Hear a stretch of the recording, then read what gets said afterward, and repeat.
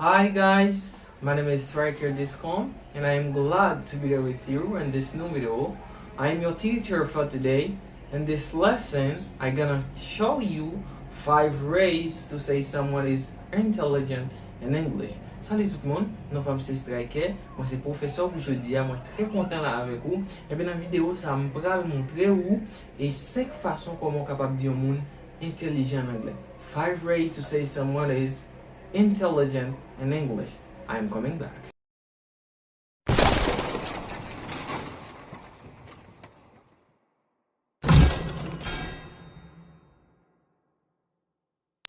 Ok, avant de commencer, vous comme ça vous faites déjà, abonnez avec chanèl là, like vidéo nous et abonnez avec chanèl là, partagez avec tous zanmiw. Okay, now let's get started. On commencer. Okay, the first way to say that is very simple. Première façon pour dire mon intelligent très.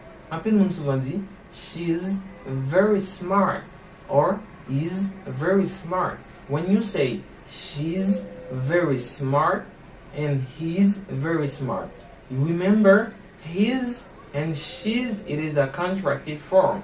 If you don't use the contracted form, you can say she is very smart.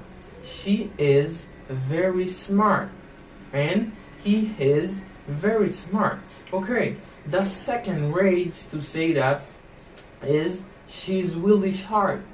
She's really sharp and he is really sharp.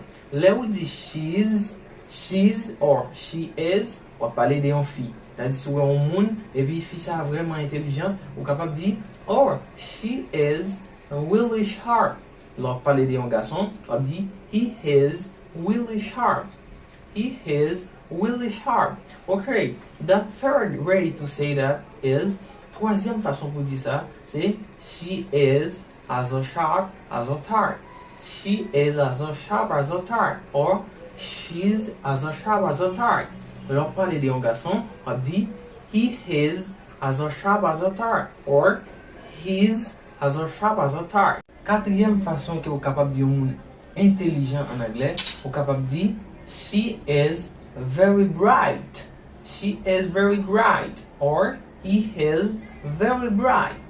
Cinquième façon que vous êtes capable de dire moun intelligent en anglais, vous êtes capable de dire she's or genius.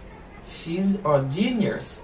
Là, vous parlez d'un garçon, vous dites he's or genius, or he is or genius, and she is or genius. Bah, ok! Vous allez apprendre 5 façons comment vous dire moun intelligent en anglais.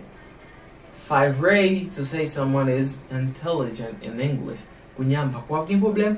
Ou si vous avez besoin de dire un zanmiw ou bien un monde qui est vraiment intelligent, vous êtes capable d'utiliser une 5 façons pour dire intelligent. Moi, je suis très content là avec vous. Dans la vidéo, ça vous apprendre 5 façons pour dire mon intelligent.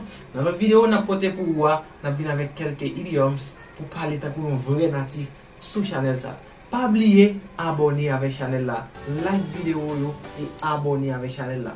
Commentez et puis partagez avec tous les amis. Okay, that's all for today. Bye bye.